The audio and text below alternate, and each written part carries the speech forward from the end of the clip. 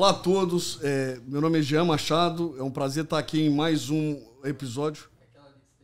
Ah, ok. Tá bom. Tá vendo? Você podia já deixar gravado aí. Ficou bom. Olá a todos, meu nome é Jean Machado, bem-vindo a mais um episódio do nosso TowerCast. Hoje nós estamos aqui com um convidado muito especial, Hudson Santana. O Hudson é um amigo nosso, que a gente tem aprendido a gostar dele no decorrer dos últimos 2, 3 anos que a gente tem convivido. Estamos também aqui com a Vânia e com o Alex aqui da Tower, e a gente vai ter o prazer hoje de estar conversando e conhecendo um pouquinho mais da história do Hudson e apresentando para a comunidade uma jornada de muitas lutas, mas de muito sucesso que o nosso amigo teve aqui. Então, nós vamos deixar ele falar um pouquinho. Queria apresentar todo mundo para eles falarem oi com vocês. Oi, eu sou a Vânia, estou aqui mais uma vez. Alex, não esquece de seguir a gente aí, vai ter o link aqui embaixo, clica, segue, vamos divulgar o podcast, porque o Hudson está precisando de seguidor no Instagram também. Pode botar. Botar o Instagram do Hudson aí, dá essa moral para ele.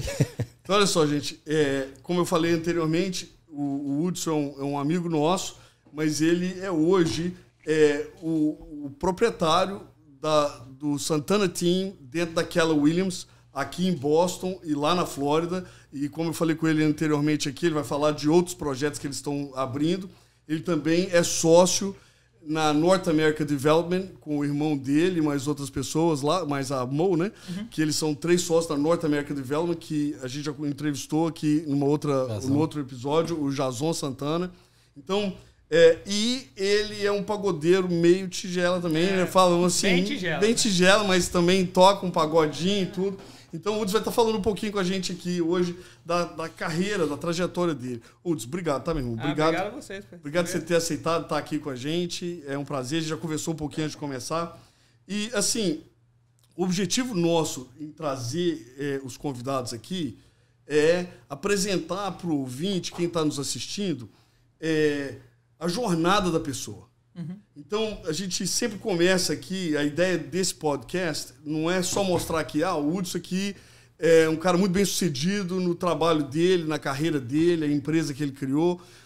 Sim, nós vamos apresentar o seu sucesso, mas a gente quer que quem estiver nos assistindo entenda essa jornada e aprenda as lições que você aprendeu no caminho. Com certeza. Então, Hudson, sem a gente esticar muito, fala com a gente, começa a falar, você está aqui desde quando? Como é que foi sua chegada? O que te fez vir para a América? Como é que foi essa história sua, para começar a vida de imigrante? Beleza.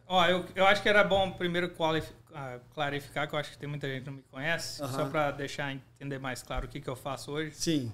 Então, eu tenho uma empresa chamada Santana Team, que faz parte da Keller Williams. É uma das maiores equipes da Keller Williams. A Keller Williams é a maior imobiliária do mundo. Então, vocês ajudam pessoas a vender casas e a comprar casas. Exatamente, nos Estados Unidos. Ótimo. Então, aí nós temos localizações aqui em Boston, em Arlington, e Cambridge e em Miami. Para dar uma referência, a gente geralmente faz em torno de 150 milhões em volume de vendas. São quantas unidades você imagina? Sabe o quê? Em torno de 200. 200 vendas no ano. No ano. A nossa equipe, em 2018, foi a número 1 de corretores latinos no país. Que legal. Então, está sempre entre os top 5 de corretores latinos no país. Da equipe em geral? Da equipe, eu como corretor e a equipe. Sim. Então, tipo assim, a gente tem bastante experiência em questão de vendas, representando compradores e vendedores. E a minha especialidade na equipe é de trabalhar com real estate developers. Então, eu só trabalho com investidores. Eu ajudo os investidores a adquirir uma propriedade. Identificar oportunidade. Eu trabalho com eles em como melhorar essa oportunidade, né? Como tirar o máximo possível dessa oportunidade. E depois a nossa equipe representa eles na venda. Só fazer uma referência aqui, que o Jason fala sempre conosco. Eu falei isso com você mais cedo, que ele fala assim que o Hudson tem um talento, né? Ele fala que o seu irmão é seu fã número 1, você sabe disso, né? Sei. Ele falou que o Hudson tem um talento para... Tem que ser, né? Ele tem, tem que ser, Você é mais velho ou você é mais novo? O que você acha? Mais novo. Eu sou marrom. Então, o Jason sempre fala que o Hudson tem um talento para olhar para a propriedade e tirar o potencial dela. Que você tem uma visão quase que artística de arquitetura, disso, de design. Então, ele fala que você tem um talento nisso. E você usa esse talento para ajudar os seus investidores. Então. Exatamente. Então, e essa que é a grande diferença do que eu faço para a maioria dos corretores. Porque, tudo bem, achar uma oportunidade é difícil. Nem todos os corretores... A maioria dos corretores não sabem avaliar uma oportunidade de investimento, mas muitos sabem. Mas a outra diferença é o que acontece do momento que você compra esse imóvel até a venda. Porque, geralmente, vocês devem ter experiência com isso, que um corretor te traz uma oportunidade... Você compra e desaparece. Aí quando a oportunidade está pronta de ir para o mercado, ele aparece de novo para... A gente viu vários clientes passando por isso já. Já a diferença é que eu literalmente trabalho com eles nisso. Eu vou na reunião com o arquiteto. Você assume aquilo ali com um projeto seu junto. É porque eu aprendi que... Aí nós vamos chegar no começo de tudo, mas o que eu aprendi é que até, como é que fala? Selfish em português. Para pensar em você mesmo. Pensando em você mesmo. É egoísmo. Até egoísmo, por quê? Porque o que acontece? O que acontecia no início da minha carreira?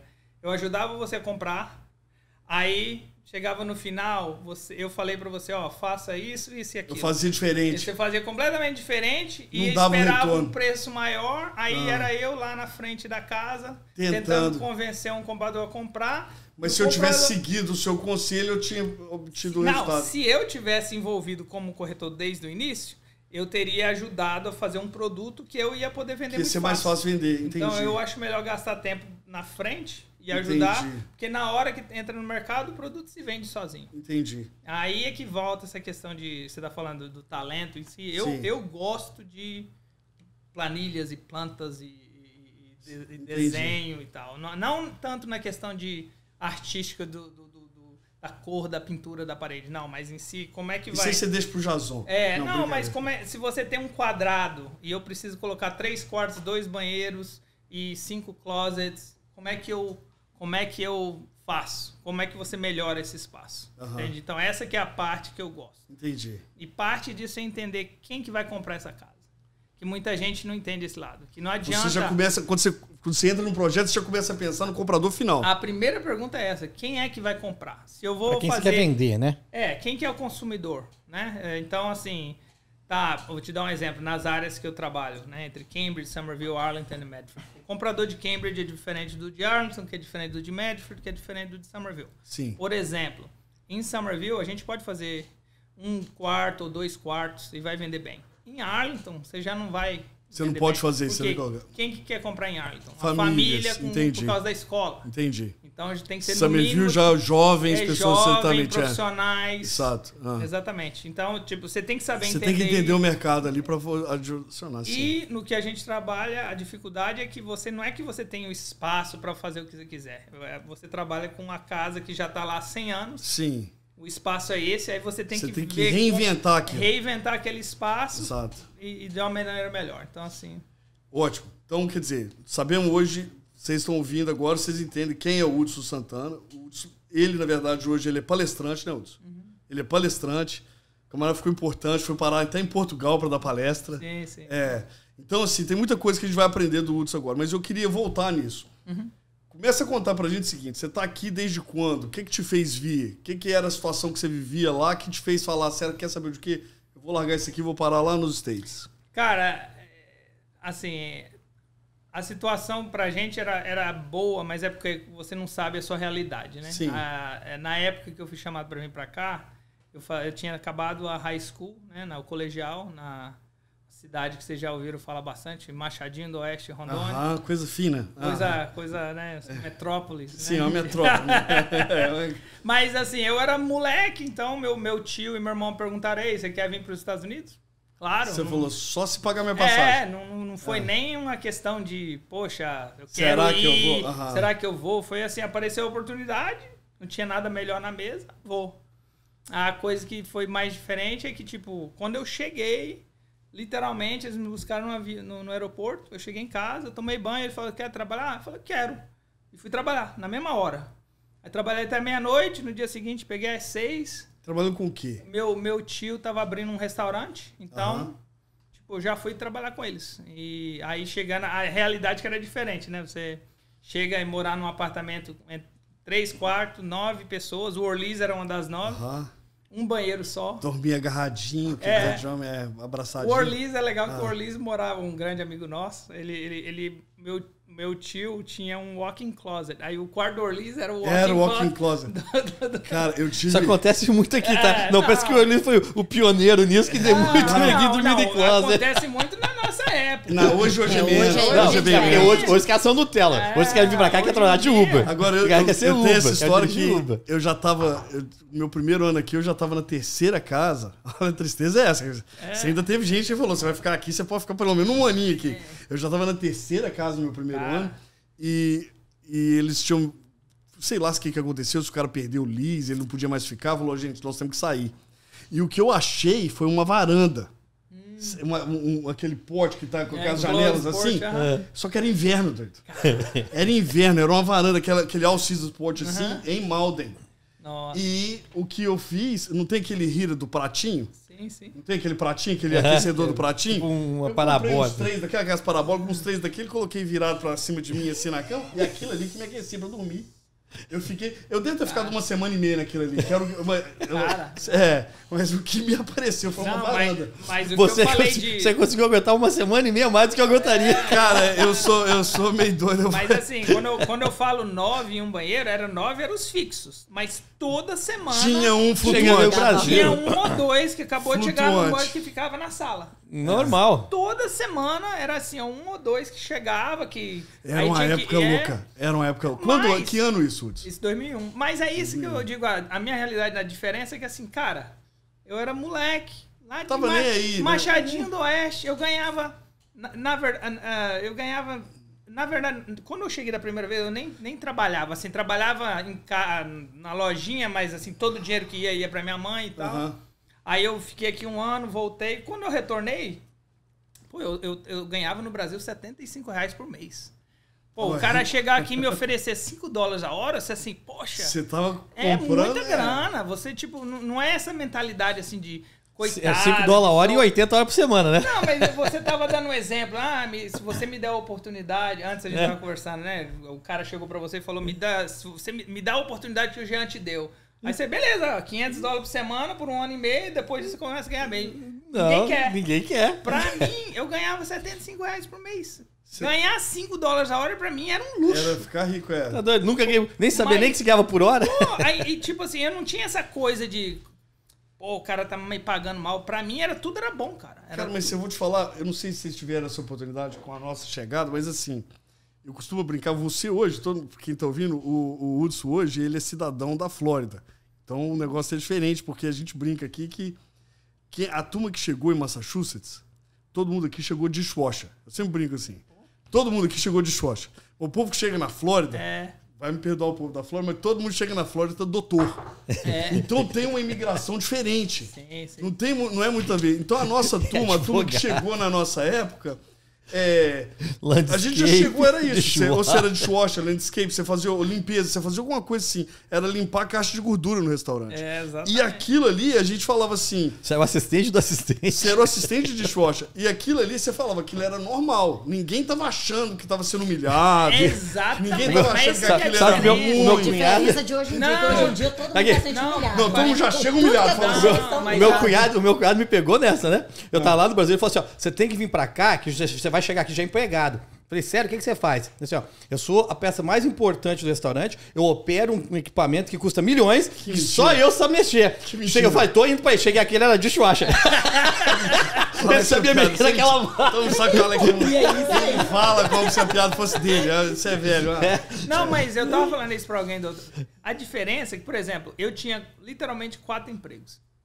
Eu posso contar, eu acordava às 6... Trabalhava no Dunkin' Donuts. Acordava às 5h45, trabalhava no Dunkin' Donuts das 6 e alguma coisa às 10h30. Depois saía do Dunkin' Donuts, pegava no outro restaurante às 11. Das 11 às 2h30. Depois pegava no Kings às 3h30, trabalhava até às 9 da noite. Depois voltava pro Silvertone às 10 da noite, ficava até às 3 da manhã de barback. A barback ainda. E tipo, só isso. Só que, naquela época, todo mundo tinha 2, 3 empregos. Não, com 2 empregos você era preguiçoso. Não, 2 empregos você era preguiçoso. Então não era 3, aquela coisa assim que o cara olha pra trás e fala assim, pô, mas você era trabalhador. Eu falo, sim, era mas... normal. Mas era normal. O nosso círculo era só isso. Não tinha essa questão. Uma outra coisa que a gente via, assim, é o que você falou. A gente não sentia que aquilo tava ruim. Você não perguntava pro camarada quanto que ele ia te pagar. Os caras falavam assim, tem uma oportunidade. Você não falava assim, mas tá pagando quanto? Você falava, não, deixa eu chegar lá e ver nova que agora. Você é imigrante novo. Quanto que tá pagando? Mas, cara, eu vou falar uma coisa. Você tá perguntando, né, como é que foi a trajetória, o que que dá, qual que foi as lições. Eu acho que a grande diferença de mim e do meu irmão foi o quê? Que o meu irmão... Tá, o meu tio abriu esse restaurante e tal, mas aí a gente... O Jason trabalhava de dishwasher no Silvertone, que é um restaurante que a Mo... A nossa sócia hoje era a dona. Ele era dishwasher. Aí apareceu uma oportunidade na salada, ele me colocou de dishwasher e foi pra salada. Mas quando você chegava lá de manhã, na hora do intervalozinho que você tinha pra... Tipo assim, você fazia as preparações, aí tipo tinha 15 minutos antes do restaurante abrir. Ou tipo assim, o restaurante abria, mas até o pessoal sentar e tal, não tinha nada pra lavar. Nesses 15 minutos, eu tava olhando ele fazer a salada lá. Já pra pegar o próximo da salada. Então tipo assim, você não ficava naquela tá sempre de olho na próxima posição. Não você, eu digo eu e ele, né? Porque muita gente, o cara era dishwasher, E já a gente, por alguma razão, sempre teve essa mentalidade de, pô, qual que é o próximo? Exatamente. Então, e outra coisa, quando eu tava ali aprendendo a salada, ele tava aprendendo a cozinhar. Ele já tava fazendo salteio já. Então, tipo assim, eu acho que a grande diferença é que, por exemplo, da nossa turma, incluindo a galera que eu conhecia, que já tava aqui há 5, 10 anos, eu fui o primeiro a ser garçom. Que legal, velho. Eu fui o primeiro a ser bartender. Eu fui o primeiro a ser corretor. Eu fui o primeiro a comprar a casa. Eu fui o primeiro a ser empresário. Você começou. Você viu sempre que tinha algo melhor. Porque, tipo assim, sabe? Eu não tava conformado com aquilo ali. O que não tem nada de errado de estar. Mas, assim, eu acho que a diferença é... Eu acho que tem um drive. Não é questão de estar certo ou de estar errado. Eu falo sempre assim que... Parece que a pessoa, quando ela é entrepreneur, quando ela nasceu para ser empresária, aquilo ali já sai dela. E aquilo ali parece ter um drive lá dentro, tem uma força que te empurra. E essa força, assim, não interessa o que você vai fazer, você fica inquieto. Você fica inquieto. Se eu chegar pra você e falar assim hoje, Hudson, você tá ao 7, você ganhou essa última, foi Mega Milha que deu aquele dinheirão todo? Quem que foi? Você ganhou aquela Mega Milha, você não precisa mais trabalhar e tudo. Você vai pra casa, você não fica um mês. Final de um mês, você inventou um trem pra você fazer. Você não fica quieto. Mas eu não preciso trabalhar. Não, se você pudesse precisa trabalhar? Cara, eu ainda preciso trabalhar. Não, você não precisa trabalhar. Cara, deixa eu falar a coisa nesse país. A maior ilusão nesse país aqui é que todo mundo fala assim, não, eu tenho que trabalhar para alimentar minha família. Não, Bicho, para alimentar, se você fosse trabalhar para alimentar sua família, você trabalhava num Dunkin' Donuts, faria ali os seus $8 por hora, $9 por hora, ganhava. Você já alimenta a sua família. Aqui não tem esse negócio. Se você falar assim, eu tava falando para você de Portugal, você pode vender suas coisas aqui tudo e aposentar em Portugal, parar de trabalhar. Sim. Mas você quer isso? Não, eu acho que eu não quero nem aposentar. Quando a pessoa fala comigo de aposentar, eu acho isso, tipo assim, um conceito alienígena. Porque pra mim é o seguinte, eu não tô falando nem de aposentar hoje, ou aposentar daqui a 20, 30 anos, se Deus me der mais tempo, não. A ideia de aposentar pra mim, de falar assim, eu vou parar de produzir, pra mim é um conceito alienígena. Eu falo assim, gente, o que eu faço, é lógico que vai ter alguém, vai ter hater aí falando assim, porque você faz o que você gosta, o que for, não. Mas o que eu faço, tentar ajudar as pessoas nos empreendimentos que eu tento trabalhar, eu creio que eu não vou parar de tentar ajudar as pessoas. Sim. Você fala assim, imagina eu falar que você tem que ficar em casa, você não pode ajudar ninguém com mais nada. Fala assim, a verdade, se você estiver ajudando as pessoas, você vai ganhar dinheiro. É praticamente impossível você começar a ajudar as pessoas com alguma coisa e não ser recompensado por isso. Então, você fala, eu vou aposentar, você vai falar assim, eu vou parar de produzir, não faz muito sentido para mim. É lógico que eu respeito aqueles que querem, mas eu não... A minha cabeça não consegue wrap around esse conceito. Mas olha só, me explica. Você já falou um negócio bem interessante ali, eu não sei se vocês concordam, mas você falou assim, você foi o primeiro em vários estágios disso. Vocês estavam trabalhando no restaurante, você já viu a oportunidade de virar garçom. De garçom, você já viu a oportunidade de virar corretor. E o que foi que a gente foi falando assim, Hudson, você tem esse algo melhor aqui, onde que você viu essa oportunidade de corretor? O que te chamou a atenção para isso? Cara, só para voltar um pouquinho, é que assim, eu era saladeiro e tal, e depois consegui pegar, em vez de virar cozinheiro, eu fui pro lado do salão, né? Front of the house, né? Aí eu comecei a trabalhar de busboy. Mas o quê? Aí eu via, quem é que ganha dinheiro no restaurante? Garçom. Mas na época era bartender. Não, quem ganha dinheiro é bartender, quem ganha dinheiro é bartender. Então, pra mim era assim, pô, mas pra virar bartender, você não vira bartender. Era primeiro você tem que virar garçom. Então, pra mim, foi naquela de, tipo, o próximo passo é esse. Aí eu ficava em volta dos garçons, querendo aprender inglês. Eventualmente, a primeira oportunidade que teve... Aí você foi pra escola ou você aprendeu inglês no restaurante? Não, aprendi inglês, eu fui pra escola, mas eu aprendi inglês mesmo trabalhando. Assim, eu fui pra escola no primeiro ano que eu tava aqui, depois voltei pro Brasil, fiquei um ano lá e voltei pra cá. Mas você sentiu vantagem nessa escola ou você achou mais o trabalho mesmo? Não, com certeza deu vantagem por aprender as coisas mais corretas. Escola que você fala high school que você pode? Escola de inglês. Só de inglês. Mas eu aprendi mesmo, foi indo pedir emprego em restaurante sem saber falar inglês e tá lá, escutando no trem. Você tá no trem escutando o pessoal conversando o tempo todo. Então foi mais no trabalho. Tentando falar também. Tentando falar, errando mesmo. Eu tenho várias... Cara, a melhor história que eu tive foi... Eu tava na Bunker Hill, que eles tinham uma aula de inglês na Bunker Hill. Aí até o meu tio tava fazendo college mesmo. Qual é o nome do seu tio? Jorge. Aí, então não sabia dar uma boa pra ele. Aí o que acontece? Eu tava fazendo inglês... TOEFL, não, SN, né? ESL. English as Second Language, isso. Sim. E ele tava fazendo um curso lá de faculdade. No primeiro dia, o professor falou, vocês têm que comprar um livro na livraria, tal, amanhã. Aí no dia seguinte, eu peguei a lista do livro e fui lá na livraria. E fiquei lá, cara, procurando esse livro, e finalmente achei. E primeiro dia de faculdade, todo mundo na livraria. Botado, Cara, e eu fiquei naquela fila na livraria, na fila. Quando chegou a minha vez, o cara falou assim, how are you going to pay? Aí eu fiquei assim... Você falou, mostrou o nome do livro, olhei, eu não sei falar. Aí o livro aqui, só que hoje eu entendo, na época eu não entendia, porque o cara não tava paciente. Mas imagina, você tá ali atrás, ganhando quase nada, aquela fila de gente, e o cara, how are you gonna pay? Aí eu... E o cara vendo um livro de inglês na sua mão e te perguntando... ideia do que o cara tava falando comigo. Aí ele falou a terceira vez, no que ele falou a terceira vez, eu literalmente peguei o livro, fui na prateleira, coloquei de volta e fui embora. Poxa, que triste. Bicho, porque, tipo... Você falou, não vou pagar. A minha resposta pra ele é sim. Eu não sabia nem o que ela tava falando, velho. Não, cara, tava falando, cara. E aí eu fui encontrar com meu tio. Cara, meu tio começou a chorar de rir. Pô, pra ele falou assim, essa foi a melhor. Pô, mas aí o que aconteceu? Eu aprendi. Eu falei, how are you going to pay? Agora, tipo... É engraçado. Mas é umas coisinhas assim, brother. Não, que começa a conectar. Não, porque aí... Não, mas só pra terminar. Ou você aprende, ou você fala assim, não vou aprender essa porra. Mas olha só, tem um negócio... Eu sei que vocês gostam muito do Tony Robbins. Vocês vão pros cursos e tudo. Mas tem um negócio que parece que quando uma experiência ela é ligada a uma emoção muito forte, ela gera um aprendizado, ela muda aquilo. E a verdade é a seguinte, parece que não... Mas, por exemplo, você construiu uma frase, que você lembra até hoje, quantos anos faz isso? Faz. Você construiu uma frase que te deu condição de construir outras frases depois, esse how are you going to... Você faz muitas perguntas dessa maneira. Você construiu essa frase, mas ela veio com uma carga emocional. Aquilo te fez aprender, uma lição que você não esquece nunca mais. Mas é o que eu tô falando. Pode ser estúpido, mas é assim. Tem muita gente que ali mesmo ia falar assim, eu nunca mais vou aprender esse negócio. Sim. Ou você olha e fala assim, agora eu tenho que aprender esse negócio. Hoje. Porque eu não quero passar essas vergonhas. E foi aquilo isso. te deu uma outra vontade de aprender. Não, pô. Aí, você tem que quando eu cheguei aqui, o meu cunhado falou assim, como é que põe gasolina no carro? Você põe $5. Aí eu, mas se eu quiser encher o tanque, eu falei assim, não pode. Eu falei, como não pode? Não pode, você põe $5. Aí eu tô novo da firma, falei, ok, não pode encher o tanque. Aí eu tô parado, aí eu fui lá na janela, deu $5.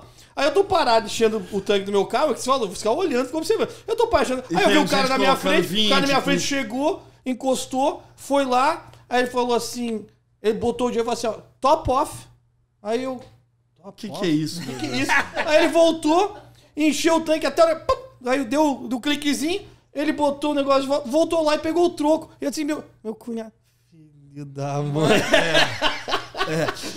Ele não sabia, ele falava que não podia. Não pode. Mas eu não sei se vocês tiveram essa experiência aqui, que quando a gente chegava, né? Hoje eu imagino que não é tão difícil assim, mas o povo te dava informação errada. Muita informação errada. Tá doido. Tipo assim, coisa assim que não tinha nada a ver com nada.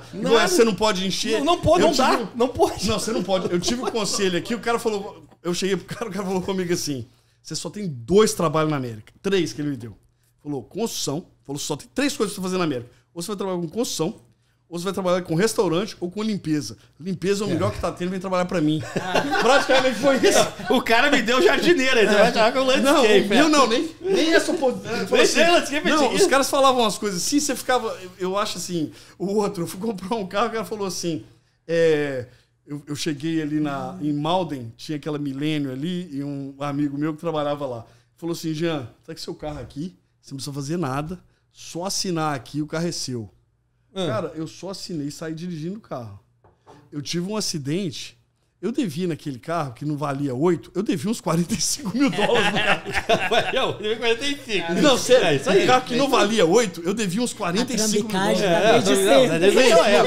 Trampicagem 20 anos atrás não era diferente de hoje, não. Não, o trem era complicado esse lugar aqui. Mas então, aí você foi lá, aprendeu, você virou bartender no final. Então, mas eu só tô falando que, tipo, tinha esses passos. Sim. Uma das coisas que eu lembro que foi interessante, que quando eu cheguei nessa coisa de... Eu sou garçom e tal, eu trabalhava ainda de barback. E o bar que eu trabalhava era um bar muito tradicional, e eu queria ser bartender. Por quê? Porque eu via, não, quem ganha bem é o bartender. E eu olhava os caras que eram bartender, né, eram os meus ídolos na época. Você falou... Não, eu quero ser. Aí eu lembro que um desses caras falou pra mim assim, você nunca vai ser bartender aqui. Aí tipo assim, não, porque isso aqui é um lugar muito tradicional e tal, sabe? Aquela coisa assim, você é muito novo, meio que a corzinha mais escura. Fala um inglês quebrado. Cara, mas o que acontecia? Eu era o cara que se alguém ligasse doente, eu ia lá, eu trabalhava double, triple, toda semana. Sim. O que aconteceu? Literalmente 2 semanas esse cara foi demitido. Você pegou a vaga. Me colocaram no lugar do cara que falou que eu nunca ia ser bartender. Você não ligou pra ele, não? Não, mas tipo... por quê? Porque aí que você vê... tudo bem, eu não sou tradicional, eu não tenho mais... Qual que é a diferença? Você tava lá. Não, se alguém ligar doente... You show up. Quem que trabalha? Enquanto o outro tá batendo papo, quem tá lá fazendo as bebidas pros garçons? Exatamente. Tipo assim, saiu o cara, quem que os garçons foram lá? Não... Põe o Hudson, porque o Hudson vai trabalhar. Agora é lógico, meu inglês não era ótimo. Então mas você era compensa assim, de uma maneira ou de outra. Parece que... Eu não sei quem... Eu tenho um vídeo rodando, eu assisti esses dias no Instagram, uma coisa assim, falando que paixão sempre supera talento. No sentido que se você tá hard work, se você põe tempo naquilo, você supera talento all the time. É assim, time on task versus talent on task. Time on task beats talent on task. Muito bom. All the time. Porque assim, você é o tempo. Você meteu tá hora, você meteu dedicação. Você tá colocando hora. Você não, exatamente. Tipo assim, e a diferença é essa, no final das contas. E aí, eu persisti. Quando eu trabalhava no Boston Globe, mesma coisa. Imigrante, eu cheguei lá, eu comecei entregando jornal, aí depois passei a limpar o warehouse, aí passei a descarregar o caminhão, o inglês era ruim, mas era melhor que os outros, não falavam nada. Aí eles ficavam me chamando na janela o tempo todo para passar a instrução. E aí eles resolveram me contratar. Aí comecei a trabalhar lá dentro. Aí eu comecei entregando jornal, passei varrendo o warehouse, descarregando caminhão, agora eu estava trabalhando no office. Aí apareceu a oportunidade de ser supervisor. Eu fui lá e apliquei. Aí aplicou eu e mais 2 americanos. O cara deu a vaga para o americano. Aí eu continuei meu trabalho. Dali a pouco o americano saiu fora, a vaga abriu de novo. Eu apliquei de novo. Foi pro outro americano. Foi pro outro americano. Na terceira vez, eu lembro até hoje. O cara falou assim, era o mesmo cara entrevistando. O cara assim... Alex, estamos aqui de novo? Eu olhei pra ele e falei assim, a culpa é sua, que se tivesse me contratado a primeira vez, eu tava aqui até hoje. Aí ele, foi o final da minha entrevista. Ele falou assim, pô, pior você tem razão, né? Começou a falar de outras coisas e tal. Aí ele me deu a chance. Mas por quê? Porque eu persisti, tava lá, insistindo, continuei, entendeu? Continuei atrás e esse pessoal de hoje, acho que eles não sabem disso. O meu menino... Mas eu não sei se é o pessoal de hoje. Eu acho que tem muita gente talentosa e dedicada hoje. A gente ainda vê, é o que a gente está falando inicialmente, a gente vê gente que parece que está chegando hoje na América e que talvez nos assistindo vão talvez ter a chance de mudar essa atitude, que chega hoje achando que isso aqui vai ser fácil. Não. Não vai ser. É recompensador. Recompensador, mas não é fácil. Mas e outra coisa, cara, é que a realidade hoje é diferente. Por exemplo, você que tem amigo seu que faz churrasquinho todo final de semana? Tirando o seu irmão? Não, pois é, não, eu tô falando do meu irmão. Você? Mas não, me diz uma coisa. Quando foi a primeira vez que você foi num churrasco? quando você chegou aqui? Ah, cara, mas demora, exatamente. Mas o cara que chegou, ele não pode achar que ele tá nessa... Não, mas o que eu tô querendo dizer é que nosso círculo naquela época era só trabalho. Era só trabalho. Não era aquele círculo mesmo de... quem tava aqui há muito tempo,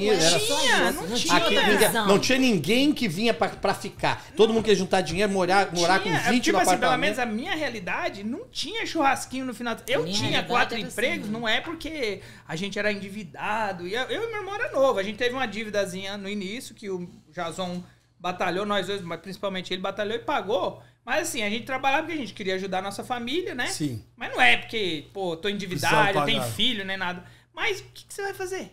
Sábado e domingo, você vai fazer o quê? Todo mundo eu não conheço. O mais novo que eu conheci era 10 anos mais velho que eu. A mim, fora o meu irmão. Fazer o quê? Hoje... trabalhar. Então vou pegar mais um emprego pra ganhar dinheiro. Então, hoje, mas o pessoal no final de semana não quer trabalhar porque tem que andar de barco, tem que não sei o quê. Não, exatamente. Por exemplo, meu irmão é um exemplo disso. Todo final de semana. Não é nem final de semana. Qualquer dia você pode passar lá na casa, ter um jogo do Flamengo, passar lá tomar uma cervejinha. Ele tá jogo ruim, né? Diga-se de passagem, eu não ruim, estou, né? Flamengo é jogo eu não estou te criticando, tá, Jazó? Se você tá ouvindo um tom de... deixar bem claro que é o teu irmão mais novo que tá criticando. Você tá ouvindo um tom assim de crítica? Não é crítica de maneira nenhuma. Isso é grave, graças a Deus. Não, ele não tá querendo dizer que você tem mais tempo que ele. Você trabalha pra isso. Você tem que trabalhar pra viver, não viver pra trabalhar. Eu tô dizendo no sentido de que a realidade hoje é diferente. Só que você trabalha um pouquinho mais que o Jazão, né? Só isso. Não. Para, então brincando. Você sabe que o Jazão é faixa preta, né, velho? Eu só tô dizendo que, na verdade, eu não me vejo como, cara, que eu sou tão batalhador. O que eu me vejo é que, na minha realidade, eu ia fazer o quê? Então eu prefiro trabalhar pra ganhar dinheiro do que ficar em casa, assistindo televisão. Mas eu cresci, eu entendo isso, mas eu vejo, tipo assim, essa... Não é nem só a questão de ser batalhador, é a questão de ser, na minha visão, é a questão de ter aquele drive que a gente falou inicial, de querer mais, de enxergar a oportunidade e de ver que você tem potencial para aquilo. E acreditar, porque a gente falou inicialmente aqui, acreditar por quê? Você acreditou que você podia ser bartender, mesmo quando o cara não acreditou em você. Exatamente. Então, acho que isso é uma Vou te dar um exemplo. Tem o Grill 23, né? Uma das melhores steakhouses de Boston. Naquela época, que era tipo assim, você ser bass boy lá era top. Já era difícil. Era uma coisa pra você ser bass boy no Grill 23. Eu era bass boy, eu cheguei pro gerente e falei assim, eu quero ser bartender. Aí o gerente falou assim pra mim, eu te dou uma oportunidade de garçom. Aí eu falei assim, eu não quero ser garçom, eu quero ser bartender. Aí ele falou assim, aí eu meio que comecei a treinar, aí ele falou assim, não, você tem que começar como garçom. Aí quando ele falou assim, não, você tem que ser garçom, eu falei, então, muito obrigado, mas eu não trabalho mais aqui. Os meus amigos ficaram assim, loucos. Caralho, brother, garçom, cara, você tipo, você não vai trabalhar, você tá falando não pro cara que te dá uma oportunidade de ser garçom no Grill 23. Eu falei, bicho, eu quero ser bartender, eu já sou bartender no outro bar, por que eu não, né? Aí eu saí e fiquei full time de bartender no outro bar. Mas aquela coisa de falar, não, eu quero isso aqui. É aquilo que você já tinha visto, exatamente. Não, porque o cara acha que eu devo ser tal... Assim, eu entendo o ponto de vista deles, mas eu não precisava dessa etapa. Naquela hora ali, você já era bartender. Eu já tinha feito essa etapa em outros bares. Eu podia ter trabalhar em outros lugares. Eu já tinha experiência.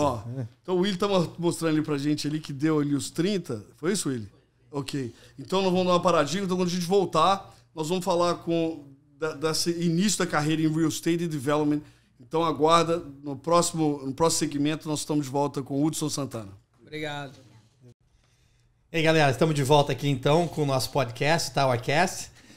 Hoje a gente está aqui com o Hudson, o Jean, com a Vani. E não esquece de seguir a gente, clica no link.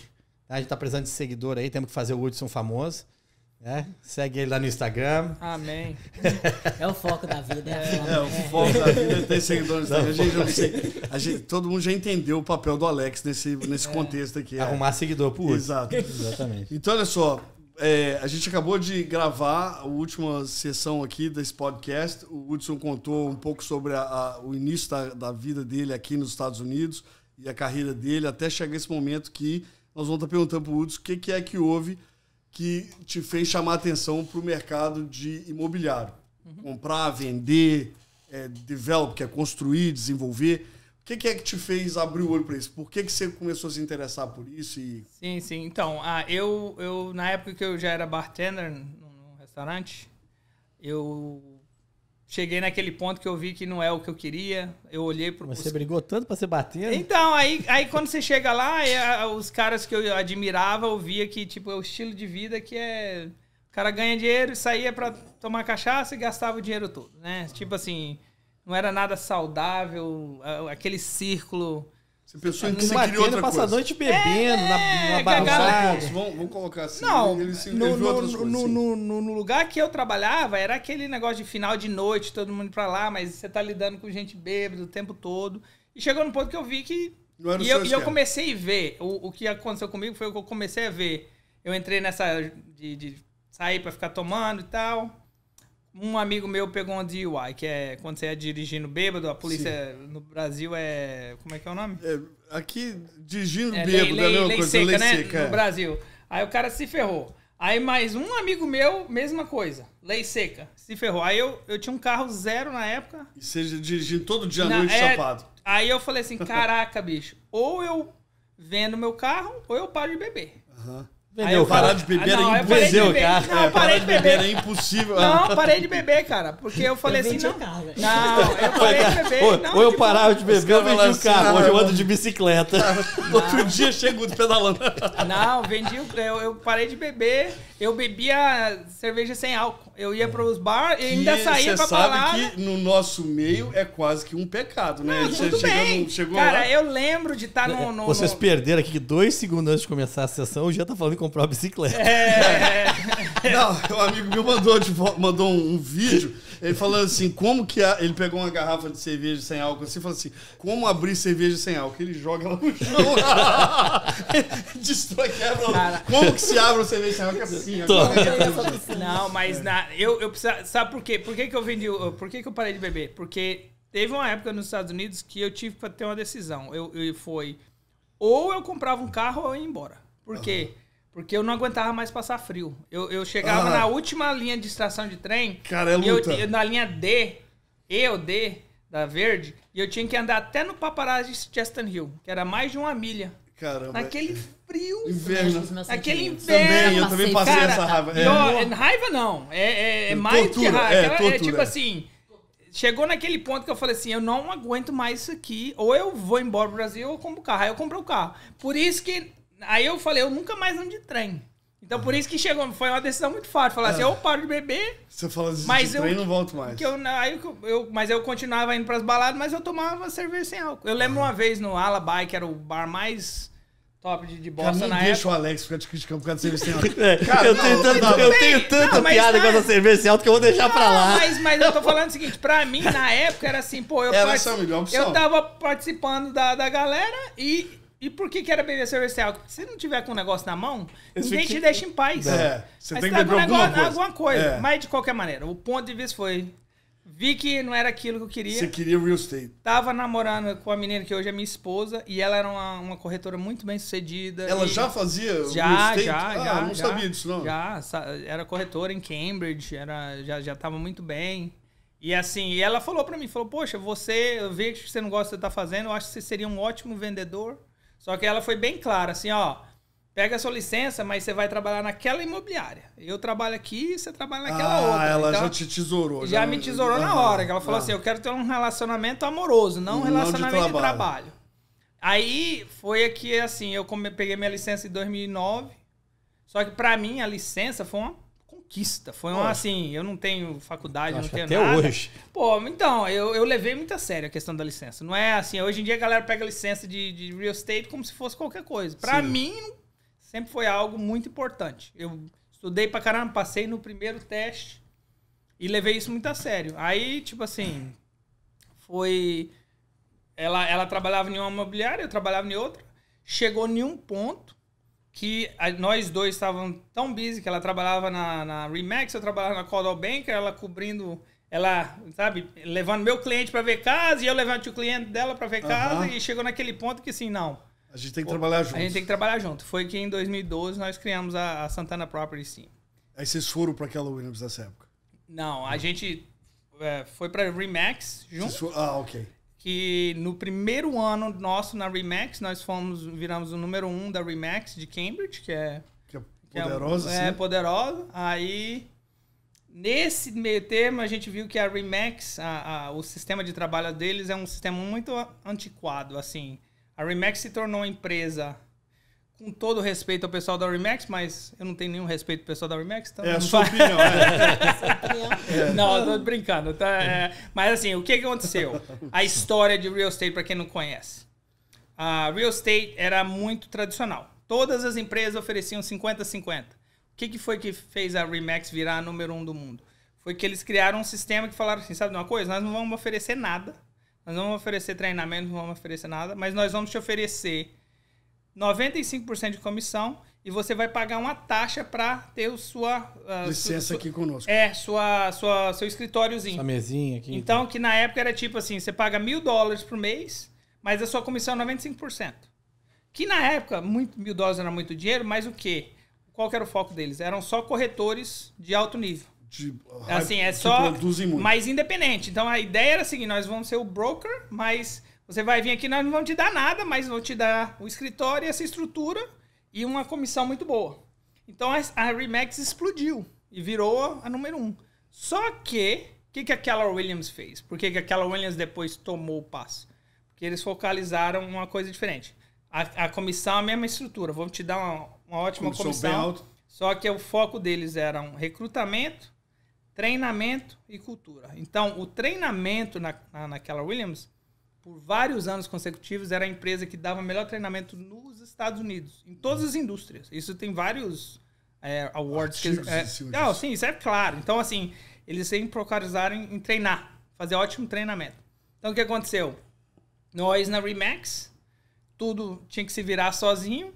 Você começou a ver que para construir seu time... Não, chega a Keller Williams, que com essa proposta de treinamento, de ensinar você a ser empreendedor. Que sempre foi, é a sua marca, é você.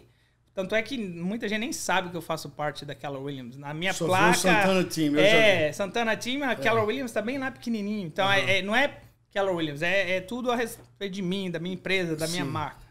E por isso que hoje é a maior imobiliária do mundo, né? Não sei quanto tempo vai durar para continuar lá, mas então assim, nesse ano, por que eu tô falando isso? Porque nós fomos o número 1 da RE/MAX, só que como a gente era uma equipe, né, marido e mulher, a gente não ganhou moral nenhuma. Tipo assim, o dono do escritório foi fazer lá, entregar os awards, ele ainda deu mais moral pro cara que ganhou metade do que a gente ganhou sozinho, porque o que vocês fizeram como que a gente era uma equipe. Entendi. Entende? Já como a Keller Williams já olhava... Já era focada na equipe. Entendi. Então, assim, tanto é que em menos de um ano da gente ter mudado para a Keller Williams, nós ultrapassamos 1 milhão em renda, que é meio que um marco aqui, né? Que você quer atingir nos Estados Unidos e foi crescendo daí para...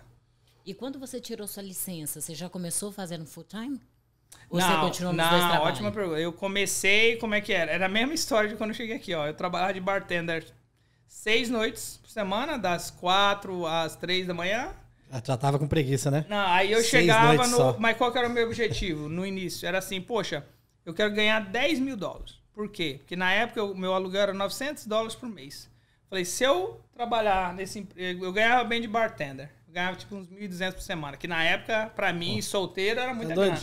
Era solteiro assim, eu não era casado, não tinha filho, nem nada.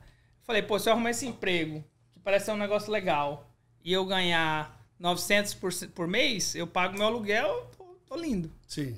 No primeiro ano, eu peguei a minha licença em março, um negócio assim. No primeiro ano, eu ganhei 10.500. Tipo, acho que eu vendi 2 casas. Aí já começando, eu ia pro escritório, saia do bar 3 horas da manhã, eu chegava no escritório 8h30 no máximo, sempre fui o primeiro lá. Saía de lá às 3 e comecei a ver. Pô, eu comecei a ver que a galera lá não era essas coisas todas. Aí o cara vendia 10 casas. Aí eu falei, pô, se o cara vende 10, eu vou vender 10. Eu também vou conseguir isso. Aí eu comecei a sair do restaurante 5 noites, 4 noites. Quando chegou em 2012, que já tava no ponto que eu tava perdendo dinheiro por estar lá. Tá no restaurante. Tava de bartender. Então foi que eu literalmente saí. Entendi. E aí, assim... você falou de você e sua esposa e tudo, vocês começaram cada um num escritório, cada um com seu business de real estate, mas de repente vocês viram que começou a misturar, porque ela precisava da sua ajuda, você era um corretor, ela era corretora, mesmo em firmas diferentes, vocês começaram a se ajudar. E aí você viu assim, teve um momento que você falou assim, a gente fez um time forte aqui, vocês dois já eram um time bom. Teve uma hora que você viu isso? Cara, foi por isso que, assim, que eu tenho que dar muito valor a Keller Williams. Porque o que aconteceu? A gente já conhecia muito a mãe dela, também é corretora, trabalhava na Keller Williams. A melhor amiga... Sua sogra minha já sogra era corretora da... Sua esposa é corretora, exatamente. E a melhor amiga da minha esposa era a corretora da Keller Williams também há muitos anos. Então, os treinamentos que eu aprendi era com a Keller Williams. Quando eu ia a algum curso, era da Keller Williams. Aí a gente começou a ver, e eu li o livro, que eles ensinam como abrir uma equipe e tudo mais. Então, eu comecei a seguir. Foi muito simples. O livro tá falando isso aqui? Vamos seguir isso aqui. Então, não foi uma coisa de... Foi uma coisa assim, isso aqui é a direção, nós vamos seguir essa direção. E foi crescendo, por isso que hoje eles me convidam para dar palestra sobre isso. Você praticamente seguiu o plano e deu certo. Deu certo. E, Hudson, uma coisa que você falou pra gente agora há pouco, você falou assim que você trabalha num mercado muito específico aqui nos Estados Unidos. Eu sei que você tem escritório lá em Miami, você já falou que você já tem business até em Portugal, mas aqui em Massachusetts, por exemplo, você falou de algumas cidades que vocês focalizam. Você pode explicar por quê e falar com a gente como que isso aconteceu? O que é que te deu, que te fez quase que ficar um especialista nesses mercados? Sim. É assim, a primeira equipe que quando eu entrei de bartender, eu fui trabalhar, quando a minha esposa falou assim, vai trabalhar lá, fui trabalhar para uma equipe que era o número 1 de Somerville. E ele só trabalhava com investidores e tal. Somerville já era o bicho ou Somerville ainda estava fraco? Não, já era alguma coisa já. Não era o que é hoje, mas já era bem. Aí eu vi que, poxa, o cara, em vez de trabalhar com 5 clientes, ele trabalha com um cliente que vende 5 casas, que é um investidor. Então, assim, só que o que aconteceu? Eu fui trabalhar com ele e ele não me ensinou nada. Eu via... Porque eu tava lá, mas ele não fazia nenhuma questão de ensinar nada. Aí eu saí, fui para Keller Williams e tal, mas já tá com aquela coisa na cabeça de... Que existe esse mercado. Mas no início, qual que era a minha realidade? Imigrante legal, não ganhava, assim, eu não tinha nenhuma patrimônio nem nada. Então, assim, eu comecei a vender casa onde? Em Revere, Chelsea, Malden, Everett. Eu vendia muita casa em Everett. Porque hoje é um mercado forte, Não, tudo bem, mas assim, era a minha realidade, era aquilo ali. Então, o que acontece? Meus amigos estavam comprando aonde? Revere, Chelsea, Everett e tal. Sim. Os investidores que eu comecei a conhecer, tipo assim, a minha mentalidade era coisa barata. Então, onde é que tem coisa barata? Na época, né? Assim, na nossa realidade. Revere, Chelsea, Everett, Malden. Então, assim, só que chegou num ponto que eu já comecei a me destacar naquele mercado, só que onde é que estava a minha cabeça? Eu quero ir para Somerville, Cambridge. Por quê? Porque é aquela coisa de... eu posso vender 10 casas em Revere na época por 150 mil, ou eu posso vender uma casa em Cambridge por 1.500.000, né? Exato. Então, assim, eu comecei com aquela... né? O meu foco era... Vou ser bem sincero, o meu foco era bem assim. Eu quero um dia comprar o escritório daquele cara. O cara que eu trabalhei, que meio que... Eu não vou falar coisas, mas assim... Não deu certo, não me ensinou nada. Aí eu fiquei naquela, esse cara aqui, um dia eu vou comprar esse escritório. Eu vou ser dono do prédio dele, né? Assim, na minha cabeça, né? Revenge, né? Mas, foi aquela... Não podia ter furado o pneu do cara, não? Tinha que comprar o escritório. Não, comprar. Não falei que ia tomar o escritório do cara. Não, eu digo assim, foi uma parada assim que eu criei como assim, em vez de reclamar, sabe qual coisa? Eu vou trabalhar pra caramba e vou fazer um trabalho melhor que esse cara. E hoje eu vendo 3 vezes, 4 vezes mais do que ele vende. Sim. Entende? Tipo assim, mas foi isso. Então, aquela coisa, por mais que eu comecei onde eu podia, o meu foco era poder chegar naquela área. Agora, para responder a sua pergunta, por que essa área? Por quê? Porque eu entendi... Essa área, vamos ler para a turma que não ouviu. Qual que é a área? Cambridge, Somerville, Arlington e Medford. São essas 4 cidades ali. Essas 4 cidades que eu domino, que já, sei lá, já tem uns 4, 5 anos que nós somos a maior equipe dessa área. É uma área conhecida mundialmente, onde está Harvard, MIT, Tufts University. Então, mas por quê? Qual que é o interessante desse mercado? Que é um mercado muito forte. Por quê? Porque a Microsoft está ali, a Moderna está ali, a Pfizer está ali. Você fala tem biotech, tem technology companies, tem universidades, tem empresas de capital financeiro muito grandes ali. Então, assim, não é só um mercado local, é um mercado internacional. O pessoal da Rússia manda os filhos deles para morar, para estudar ali, e precisa comprar ali, precisa alugar ali. Sim. Então, assim, para o que a gente faz, a gente deixou, eu e meu irmão, na época que começamos a North American Development, foi no mesmo ano, 2012, a gente começou a Santana Team, nós também começamos a North American Development, porque nós começamos a fazer flip. Só que a gente fazia flip, que era o quê? Você comprar um produto a desconto. Então, se valia 100 mil, a gente queria comprar 70 mil. E nosso projeto era assim. A diferença de Somerville, Cambridge, dessa área, é que a gente compra por 100 mil, só que a gente transforma esse 100 mil em 250. Entendi. Então, o que a gente faz? A gente compra um imóvel, vamos dizer ali, um terreno de 4 mil square feet, que tem uma single family, uma unidade, mas eu sei que o zoning, né, me dá a possibilidade de fazer 2 ou 3 unidades com aquele mesmo terreno. Então, eu pago 1 milhão pela casa, que é o que essa casa vale. Mas eu sei que ela vai valer muito mais. Eu posso transformar uma casa em 3 casas nesse mesmo terreno. Exato. E a maioria dos corretores não sabem. Entendi. Por isso que o Jason, quando ele estava aqui, eu acho que ele falou que muita gente fala assim, como é que você consegue seus negócios? Eu ainda consigo na MLS, no mercado imobiliário. Por quê? Porque eu Você não... tem conhecimento daquela área. Eu tenho conhecimento do que quer dizer um imóvel, assim, no sentido de que eu não estou preocupado com quanto que eles estão pedindo, estou preocupado com o valor. Eu faço o meu próprio estudo, o que vale. E a gente compra um imóvel, a nossa média, a gente compra por 1 milhão, gasta em torno de 900 mil e vende entre 2 milhões e 600 a 2 milhões e 900. O típico projeto é esse. Não só a nossa empresa, como os outros developers que a minha equipe representa também. Uhum. E aí você fala assim, hoje que você fala a sua equipe, você me falou anteriormente, você falou que vocês são quantos hoje na equipe inteira? Nós somos 10 corretores. 10 corretores. E 8 admin staff, né? Funcionários administrativos. Um time de 18 com 10 corretores. Isso. Hoje. E assim, eu já conversei com você em algumas ocasiões, eu sei que vocês gostam de continuar estudando. Uhum. Você já me falou que você já contratou coaches, ainda deve ter ainda, está trabalhando nisso. 2.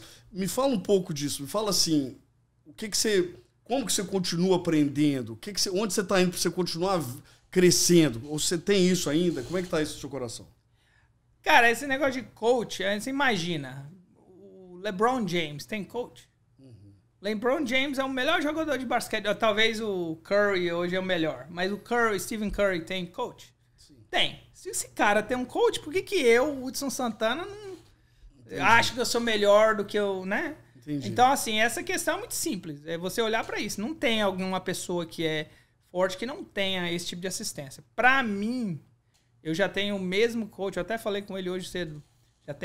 Foi desde 2012, então já tem 10 anos. E esse coach é de quê? Ele tá te ajudando em quê? Não, ele me ajuda... Pra quem tá ouvindo, talvez não tá entendendo assim. Tipo assim, ele é só de business coach? Ele é o quê? Me fala ele é um business coach. A gente conversa uma vez por semana, por 30 minutos. Faz uma videoconferência.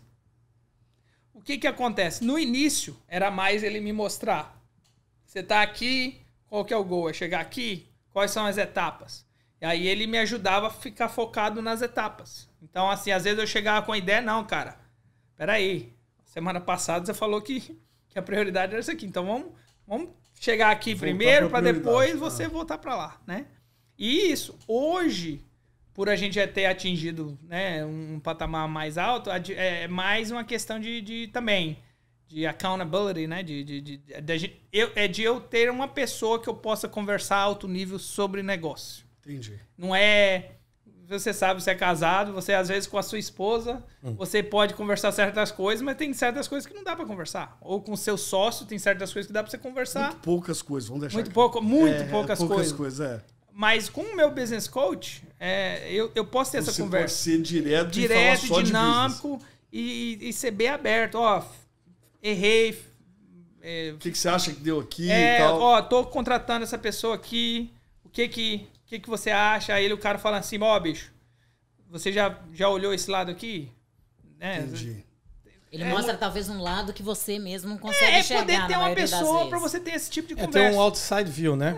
Exatamente. Que nem todo lutador tem um cara lá de fora para falar, o cara tá te batendo por cima toda hora. E na verdade eu tenho 2. Eu tenho 2 business coach para mim. E um é sozinho comigo e outro é comigo e com a minha diretora de operações. Então, assim, essa outra já é muito mais estratégica. Ela é coach de equipes que vendem mais de 1.000 casas por ano. Fiquei então, tão assim, chateado que eu e o Jean não temos um business coach, tá velho. vendo? É que o Diano te dá essa oportunidade, né? Não, agora fiquei chateado, velho. Pô, eu queria um business coach. Vou já resolver. Mas, ó, Vou botar o meu gol aqui, ó. Pegar Pegar um sabe qual que é o business problema? coach com É o que Jean. eu vejo muito isso, que assim, o negócio não é que você ter coach, que hoje em dia todo mundo tem coach, ou todo mundo é coach. Eu tô precisando de um pastor, velho. É verdade, é verdade. Isso aí todos nós. Não, mas assim, eu vejo muito essa questão de você ter clareza nos seus objetivos e ter alguém que vai te ajudar a chegar lá. Então a pergunta é, como é que você chega lá mais rápido? Por exemplo, você é loan officer, vocês aqui todos, vocês trabalham com vários corretores. Você vê o nível de sucesso. Quantas gente realmente se destacam? Muito poucos. Sim. Agora você pergunta, será que é mais fácil um corretor começar do zero e vir trabalhar comigo, né? Ou ele trabalhar sozinho? Qual que é a chance dele conseguir o objetivo dele? Lógico que ele vir trabalhar comigo, ele vai ter que me dar uma porcentagem. Só que a pergunta é, o objetivo dele, ele vai chegar lá mais rápido sozinho ou comigo? Porque 100% de zero é zero, né? E foi isso que aconteceu comigo. Eu fui entrevistado por algumas equipes que não me contrataram. E, tipo assim, e as que eu trabalhei não me deram certas oportunidades. Então eu tive que, na minha cabeça, eu fui forçado a criar minha própria equipe. Eu não recomendo a ninguém criar a própria equipe, porque é um trabalho danado. É que eu não tive a oportunidade. Mas a questão é, por isso que eu falo essa questão de coach. Se o meu objetivo é chegar aqui, pô, se um cara que já provou, já ajudou outras pessoas a chegar, e ele custa tanto, e se eu pensar assim, pô, sozinho vai me demorar 3 anos, com esse cara vai me demorar 1 ano. Valeu a pena. Esse cara me custa tanto. É simples. Benefício. Agora, lógico, como qualquer coisa, se você vê que o custo não está justificando por várias razões, então... Eu entendi. E você hoje... Quando você coloca isso ali, você falou um pouquinho desse negócio de objetivos. Você hoje enxerga você continuar crescendo o seu time, ou você já chegou no time que você queria ter? O que você sente disso hoje? Cara, eu assim, graças a Deus, eu olho assim que pra mim hoje, meu papel é abrir portas, sabe? Assim, não é eu não preciso, não que, né, que eu já fiz tudo que eu quero fazer, mas assim... Graças a Deus, eu já atingi um patamar muito acima do que eu imaginei que eu ia atingir.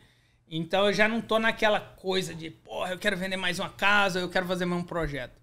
O que eu quero o que eu sei que eu posso é olhar para esse cara que quer e eu saber que, pô, eu posso fazer uma ligação e ajudar aquele cara. Então, assim, o que eu procuro hoje é esse tipo de gente. Quem é a pessoa que tá patinando ali, mas tem potencial. Pô, que eu sei que, poxa, pra mim é uma ligação. Por exemplo, eu tenho o telefone do Gary Keller, eu tenho o telefone de várias pessoas, sabe, importantes num nível muito alto, que, tipo assim, eu posso fazer esse tipo de conexão. E é isso que é que pra mim é o bacana. Hoje você tá conseguindo abrir portas e servir como ponte. Mas a ideia, eu sempre falo, cara, você quer ficar rico? Quer? Sim. Então tá bom. Eu vou te ajudar a ficar rico. Só que você tem que entender que eu te ajudando a ficar rico, eu vou ficar ainda mais rico. Sim. Eu já sou rico, não tô falando de dinheiro, tô falando de conhecimento. Conhecimento e tudo mais. Agora eu vou te ajudar a ficar rico, mas com eu te ajudando, eu vou ficar mais rico ainda. Sim. Então a ideia é essa. Eu tô te ajudando, você tá me ajudando. É o que a gente falou no segmento anterior. Se você ajudar as pessoas, você vai ser recompensado. Vai ser recompensado. Não, e você tem que ser. Né? Eu tô falando em questão de negócios, você tem que ser. Você tem que ter a sua parte. Agora, o problema que a gente vê hoje é igual a conversa que a gente tava tendo no início. O cara chega do Brasil hoje, né? Ele não tá disposto. Ele já quer chegar lá. E no nosso ramo de corretagem é a mesma coisa. A primeira coisa, um cara me ligou esses dias. Quero ser corretor. Aí eu vou explicar. Aí a primeira coisa, o cara assim, mas... por que essa porcentagem toda? O cara não tá preocupado Peraí, cara, mas... você quer chegar aqui? Comigo você chega lá em 6 meses. Sozinho? Mas são 2 tipos de pessoa, né? Se você... a gente já falou em outros episódios. Se você der um caminhão pro cara e falar assim, olha aqui, eu vou te dar um caminhão para você fazer frete. Vai ter uma pessoa que vai falar assim, cara, agora eu tenho meu próprio negócio. E vai ter outro que vai falar assim, ó, pô, mas eu tenho que carregar e descarregar caminhão o dia todo? Ele vê, tipo, brinca, a gente fala que a oportunidade sempre vem disfarçada de trabalho, de desafio, de dificuldade. Então, ela nunca vem com um crachá escrito oportunidade, ela vem disfarçada. Cara, agora me fala assim, Hudson, gostei disso, gostei desse negócio da visão. Quando você está vendo hoje aqui, ontem a gente estava gravando algumas coisas aqui, eu e o Alex, e a gente estava falando do medo que o mercado está agora passando por causa da taxa de juros, o país talvez entrando em recessão. O que você está sentindo disso? O que você vê de mercado? Como que você enxerga isso hoje? E o que você acha que, para quem hoje está ainda pensando em investir, como que você vê isso? Cara, eu vejo que eu particularmente não conheço uma oportunidade melhor de negócio do que imóveis. Não conheço. Especialmente aqui nos Estados Unidos. Mas no Brasil é a mesma realidade. Eu estava almoçando com... vocês conhecem um empresário aqui, aí no restaurante dele, aí ele falou assim, eu falei, ele tá indo pra Rondônia, tem uma fazenda lá, eu falei, como é que tá o preço de terra? Nossa, o preço de terra tá muito alto. Nossa, tá muito alto. Aí eu falei, mas peraí, me diz uma coisa, quando é que terra tá barato? Quando? Aí eu falei assim... 10 anos atrás. Não. Eu falei, tá tudo bem, mas eu perguntei pra ele, falei, em 2003... Tava barata a terra? Tava. Eu falei, mas se eu tivesse em 2003 perguntando pra você como é que tava o preço da terra, o que você ia falar? Não, terra tá muito caro. Sempre você vai reclamar. Sempre. Nunca passou uma época que você falou assim, casa tá barato. Nunca. A gente fala aqui, a Vani falou em episódios anteriores assim, que a hora de comprar é quando você tá pronto. Cara, a gente fala que sempre hoje vai ser melhor do que o ano que vem. Eu nunca vi ninguém falar assim, eu tinha que ter comprado essa casa aqui lá pra frente. Você consegue ver aqui? Não consegue não, mas depois ele põe. Tá, eu vou fazer uma parada aqui e vocês vão ver. O pessoal acha que o mercado imobiliário funciona dessa maneira aqui, ó. Tipo em oscilação, subindo e descendo. Não, ele imagina aqui, eu vou colocar aqui, ó. A câmera aqui tá vendo, né? Todo mundo acha que o mercado imobiliário funciona dessa maneira. E você aqui tá abaixo, aí subiu, depois vai cair, depois subiu, depois vai cair, depois subir. E não funciona dessa maneira. O mercado imobiliário funciona assim, ó. Subindo mesmo. Tem uma tendência, tem um trend. Ele funciona assim. Você compra baixo, ele alto, ele cai, ele alto, ele cai. Só que... Ele tem um trend pra cima, ele trend pra cima por causa de várias razões. Principalmente, vocês são mortgage broker, por quê? Porque aqui você faz um juro fixo. No mínimo de 5 anos, até 3, mas vamos dizer que se você for esperto, você vai fazer um mínimo de 5 anos, idealmente 10 anos para cima. Sim. Fixo. O que acontece com o juro fixo? Você está comprando um imóvel hoje, que é caro, todo mês é caro. Só que se o imóvel se paga, ok? No sentido que a minha prestação é 2.000, mesmo eu sabendo que dessa prestação... uma grande porcentagem vai para eu pagar a minha dívida, então é uma poupança, mas vamos dizer que a minha prestação é 2.000. E eu sei que o aluguel é 2.100, 2.200. Só que, lógico que tem outras despesas, só que eu trabalho, eu tô saudável, eu tô lá batalhando, então não dependo desse dinheiro, né? A ideia é essa. Muita gente acha que eu vou comprar porque eu vou depender desses 100, 200, 1.000 por mês. Eu acho que não, você é saudável, você tem seu trabalho... Vai depender do seu trabalho. Mas o que acontece? O juro é fixo. A prestação hoje é 2.000. Daqui a 5 anos, a prestação talvez vai ser 2.150. Por quê? Porque talvez o imposto subir um pouquinho, o seguro pode ter subido. O seguro subir um pouquinho. Mas o que acontece com o aluguel todo ano? Vai sempre estar subindo. O aluguel está sempre subindo. Por quê? Por causa de inflação. É muito simples. Mas eu sempre falo que em real estate é 10 anos. Sim. Cara, se você comprar uma casa hoje que você tem condições de pagar... Daqui a 10 anos, você é a pessoa mais inteligente do mundo. Sempre olhando para trás, vai parecer que você fez um ótimo investimento. Vocês já estavam quando o mercado quebrou. Então, vocês sabem, eu estava falando com o seu irmão agora, antes disso aqui, ele estava falando que já viu juros e tal. Se você comprou em 2007, em 2009, você era o cara mais burro do mundo. É ou não é? Mas 12 você já era um gênio. Não. 12 você já era assim, o cara... Não, tudo bem. Hoje você é um gênio do mercado imobiliário. Você você pode dar palestra lá. Você é um guru. Não é? Porque você só segurou a onda. Você só segurou a onda. Então, assim, bicho, é muito simples essa matemática. É de você falar assim, eu tô comprando um imóvel hoje. Hoje ele só se paga. Só que... eventualmente ele vai dar muito... O aluguel tá subindo, a prestação é a mesma. Fixa. E o imposto? E os incentivos fiscais que você tem. Várias outras coisas que o governo já pode. Uma outra coisa que eu falo disso ali, assim, quando as pessoas começam a pensar em real estate e falar assim, por que real estate é tão seguro? Então, uma coisa que vocês aproveitam disso, vocês como developers, você, o Jason como developers ali, é o seguinte, é o fato de que é impossível criar mais terra.